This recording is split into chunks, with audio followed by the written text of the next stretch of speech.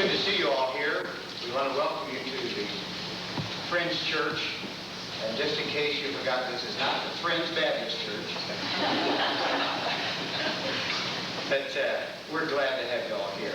And we want you to just relax, have a good time, and not be too disappointed that we couldn't meet up on the hill. But Reverend Street has checked it out. It is very muddy.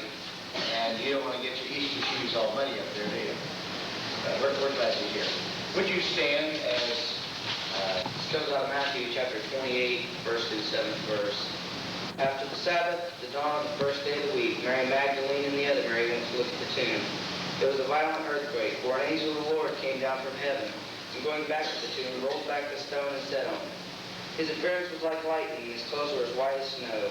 The guards were so afraid of him that they shook and became like dead men. The angel said to the women, "Do not be afraid, for I know that you are looking for Jesus who was crucified. He is not here. He is risen, just as he said. Come and see the place where he lay, and go quickly and tell his disciples.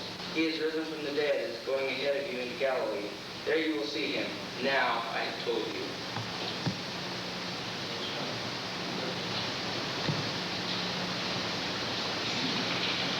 We'll do a prayer right now.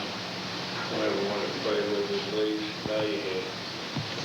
We're so happy for this day, Lord. We come before you. We thank you, Lord, because it is a beautiful day. We thank you, Lord, because you made it all possible that we can worship you today. We thank you, Lord, for each one that's here.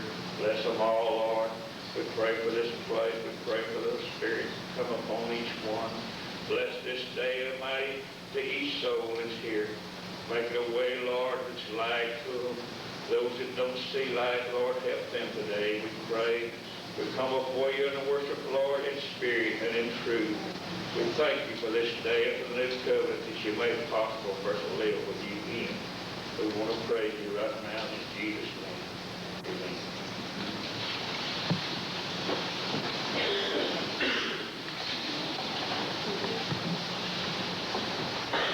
All right, you got a program this morning, the words to Because He Lives are on the back of that program. We'd like to sing that together this morning.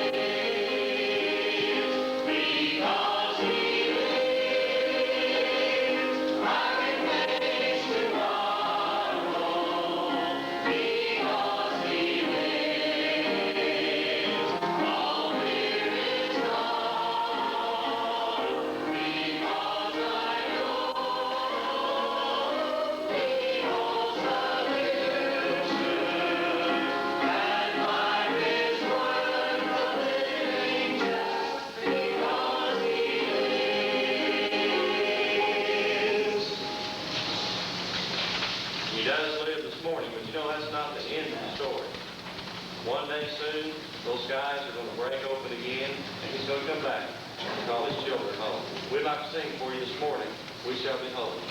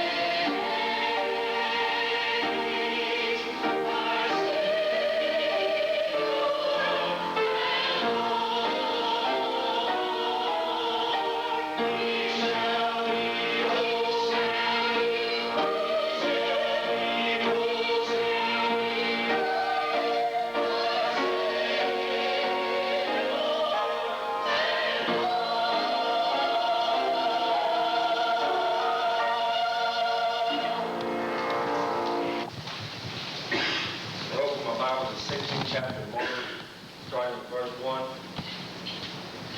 It's good to see so many out this morning. I don't know why y'all sat in the back of the church. It could have been down, but it's all right. I feel like I need to get out and be down there. Reading from the 16th chapter of Mark, starting with verse 1.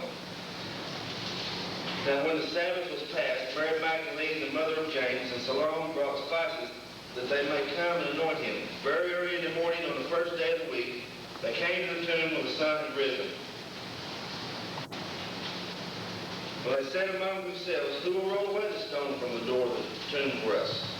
But when they looked up, they saw that the stone had been rolled away, for it was very large. And entering the tomb, they saw a young man clothed in a long white robe, sitting on the right side, and they were alarmed. But he said to them, do not be alarmed. You seek Jesus of Nazareth, who was crucified. He is risen.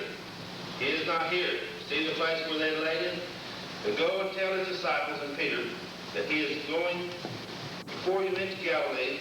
There you will see him, as he said to you. And they went out quickly and fled from the tomb, for they trembled and were amazed. And they said nothing to anyone, for they were afraid. Now when he arose early on the first day of the week, he appeared first to Mary Magdalene, out of whom he had cast 7 devils. She went and told those who had been with him, and they mourned and wept. And when they heard that he was alive and had been seen by her, they did not believe. Here we find the Easter story, how the ladies went, intention to go to the tomb where Jesus lay, and to give him a little more of a proper burial than he had.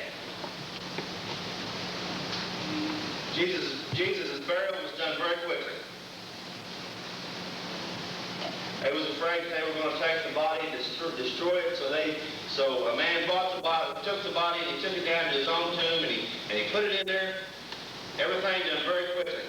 They had their anointing oils and spices, and they were going to go that they might preserve the body of their Lord a little longer. And I would imagine as they walked along on a morning twilight this morning, it's very beautiful outside. If we'd been up on a hill, it'd been a great day. A little muddy, but it'd been great. But as they walked along, I don't know, it could have been muddy, it could have been raining, it could have been sunshine or what, but I imagine the topic of their conversation was not the weather. But I would say it was on the events that probably took place on the days prior to this. How their Lord Jesus Christ has been so unjustly tried. Very quick trial, not like the court system today. Things don't happen very fast in court today. But in Jesus' case, things went very quickly. Unjustly accused, how they nailed him to the cross. Very sad. They watched their master being nailed to the cross, and they took a big crown of thorns, laid it on his head, and these were not very nice men. I'm sure that as they did it, they would have shoved that crown of thorns down over his brow. As the blood began to come, I can imagine how these ladies would have felt. Very, very sad about what had happened. We go to funerals of our loved ones, of our friends, and we're very sad. It takes a long time to get over it. But this was their Lord and Master. This is the one that had made a way for them. And here he had been treated as he was, and then even after death, he'd not even been properly taken care of then. These were the things that went on in that conversation. Not the small things that we occupy ourselves with in this life today, but the important thing. As they walked along, they wondered how in the world were they ever going to get in there. They rolled a large stone in front of that tomb because they was afraid that someone would come and get Jesus' body. And that they would say, "Oh, this man is gone. He's He's arose. Some great power has made him arise. So they put the largest stone they could put in front of that tomb. They put guards around it. And yet when the ladies appeared there, the stone was already rolled away. No problem.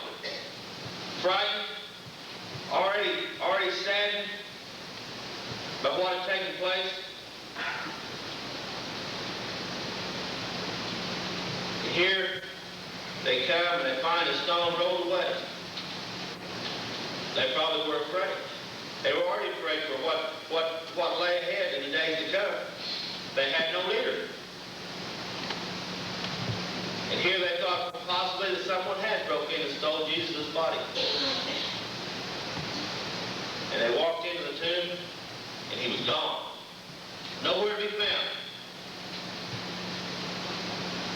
Yet there was an angel boy sitting there at the end of the bed, end of where they laid. He said, "Don't be afraid. Don't be afraid. The one who you're looking for, he's already rose. He's gone." He said to go on and he'd meet you. So as Mary Magdalene, as she left, she began to run. She began to tell others. She began to tell the disciples what she found when she went to the tomb. Oh, Peter, he jumped up and he was the first one down. He had to see. He had to see what was going on. And he found the same thing as Mary Magdalene found, that Jesus was alive. He was not there anyway. They didn't know where he was. So, where was he? He arose. He arose from the dead.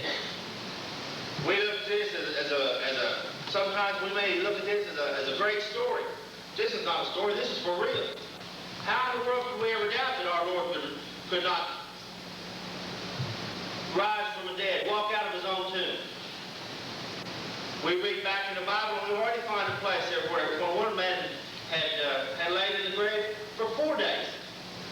And Jesus had spoken to him and brought life back to him. I look at ourselves. How many days do we lie dead? How many days do we sit? How many days do we not do anything for the Lord? And yet that one moment when he speaks to our heart, he's saying, "Arise and come forth." Just like he was to Lazarus, just like he did himself. Because Jesus arose, we shall never die. We shall never die. This old body, this old flesh, we might see the grave, but we'll never die. Praise the Lord. Isn't that great? Amen. But I have to think,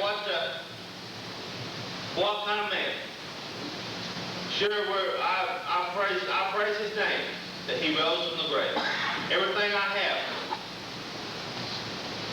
everything that I have as a Christian was given to me that day when he walked out of that tomb. Everything I have right now as a Christian come right from the cross. That old cross was not pretty, it was rough cut. It was not like the crosses we see in pictures today.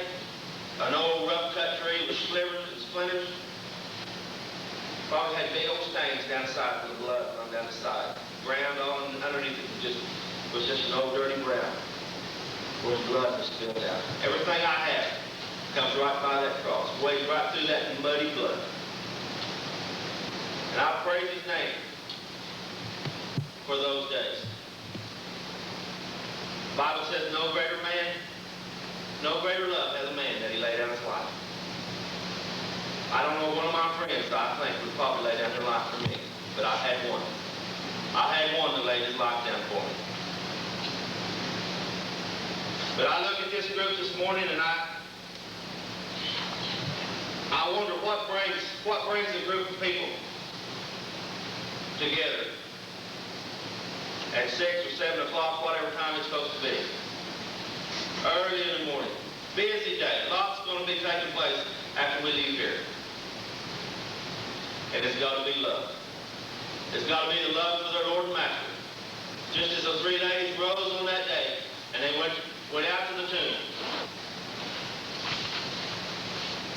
They loved their Master dearly, just as you do. And I believe that that's what brought us here this morning. The same kind of love that Jesus showed for us, we'll show for him now.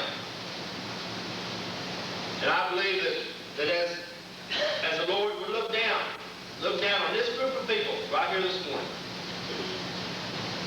I believe he's got a work for this group of people to do in their community. Whether it be Ramona, Oshaleta, Oglesby, wherever it is. It said in the last verse, it says, as Mary Magdalene went out and she told others what she'd seen, they would not believe. They did not believe.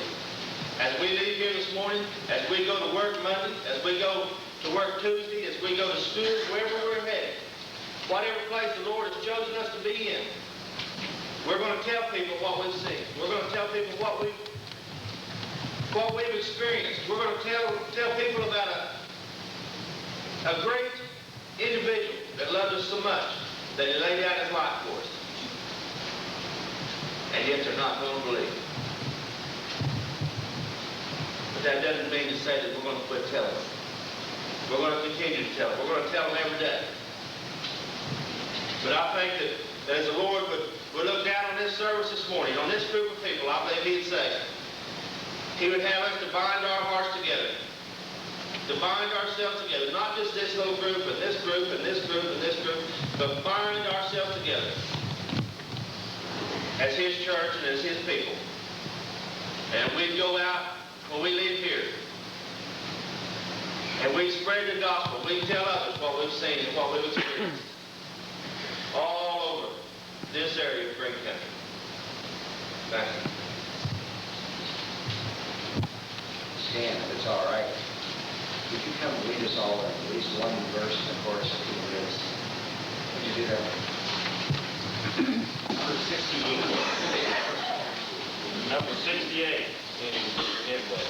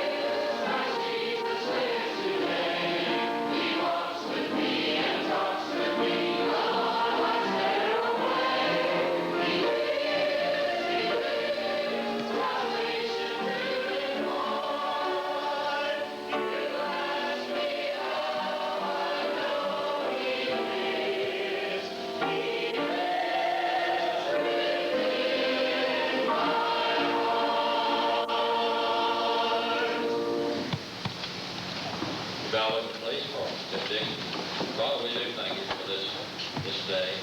We thank you for the events that took place many years ago that give us this occasion to celebrate this memorial service. We thank you for, Father, that Jesus did have victory over death. We thank you, Father, that because he had victory, that we too can be victorious over death. We too shall live forever. We pray, Father, that you'll be with these churches represented here today as they go to their churches this morning for special services, events that take place in each church. Pray, Father, none of us will forget the reason we are celebrating today, Father. Jesus might be glorified in everything we do. We pray in his name. Amen. Ladies and gentlemen, I forgot to announce earlier, but you have a reward for coming out so early. There's a big stack of donuts back in the kitchen, lots of coffee and orange juice, and you are invited. Please, help yourself. Thank you.